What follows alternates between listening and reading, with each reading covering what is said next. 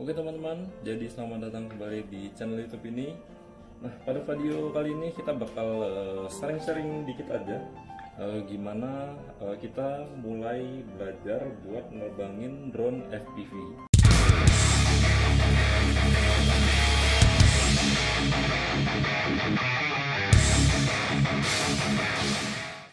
Nah, jadi ini adalah drone FPV yang baru seminggu kita pakai. Nah, jadi awalnya belum pernah nerbangin drone ini sama sekali. Jadi ya kita bakal mulai belajar dari awal banget.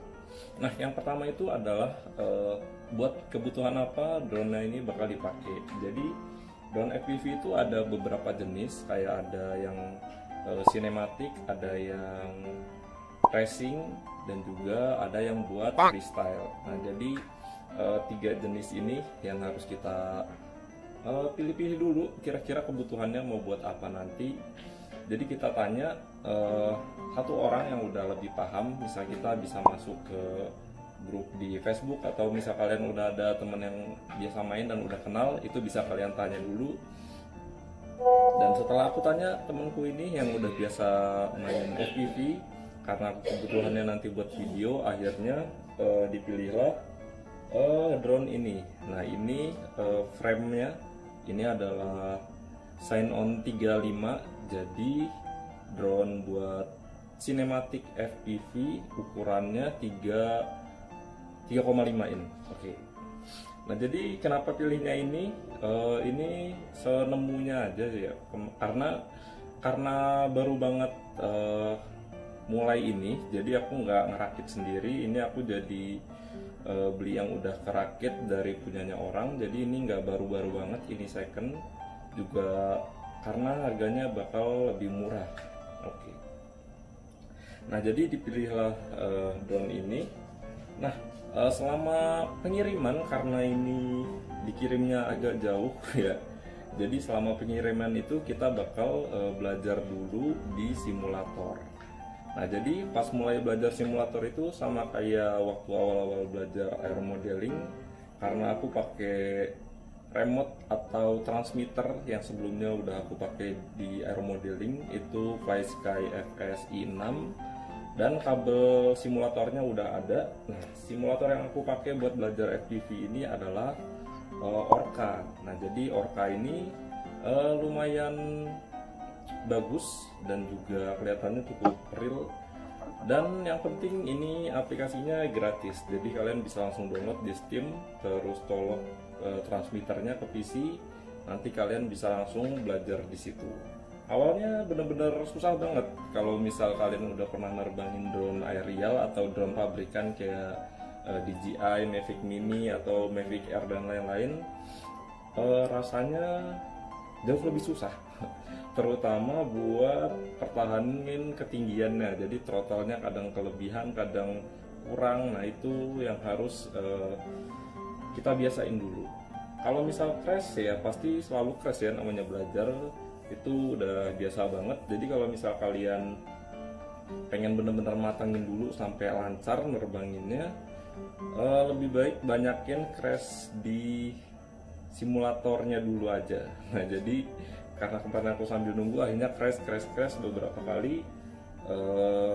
Akhirnya setelah belajar beberapa kali udah bisa mulai ngendaliin. Seenggaknya kita tahu kalau misal kita maju tuh mengontrol sticknya itu seberapa, kalau mau naik turunin itu seberapa.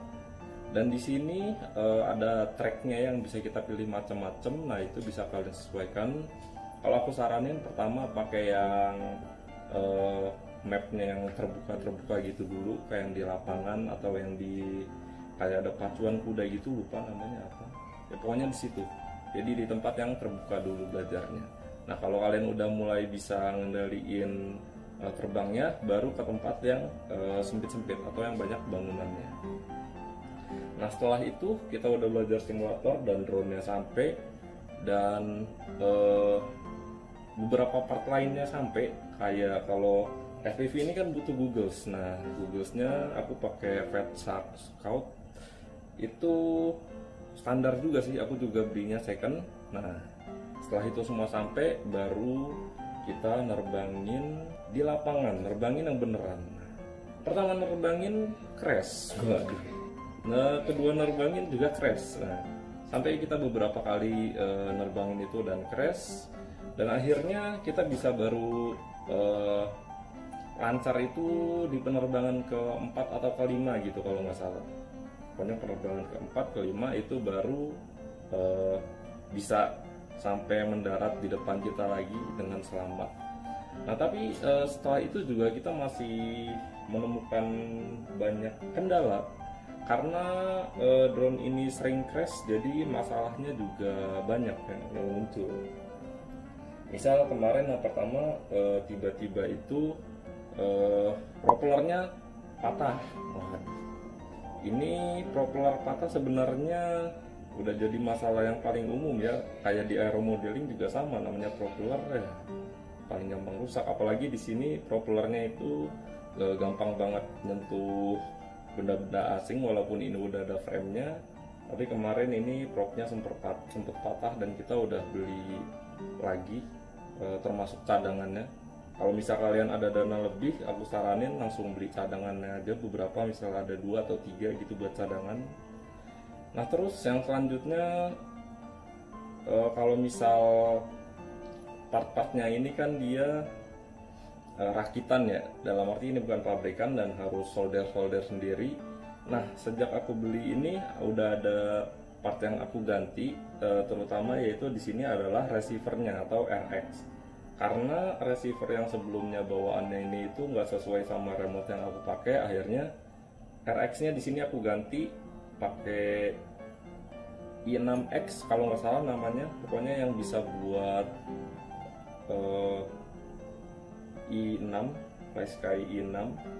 Nah ini aku udah solder. Nah terus kemarin solderannya sempet kurang kenceng jadi lepas dan harus disolder ulang lagi.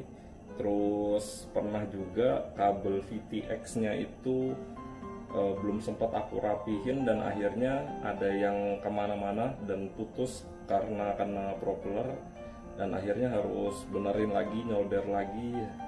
Pokoknya PR-nya banyak banget buat ngurusin drone FPV ini. Buat minggu pertama kayaknya aku cuman baru belajar muter-muter di pinggir sawah aja ya, atau kita belum belajar buat movementnya kayak split S atau power loop segala macam, itu kita belum. Kita pokoknya masih ngebiasain dulu supaya nggak sering-sering crash dulu, paling nggak bisa sampai mendarat lagi di depan kita.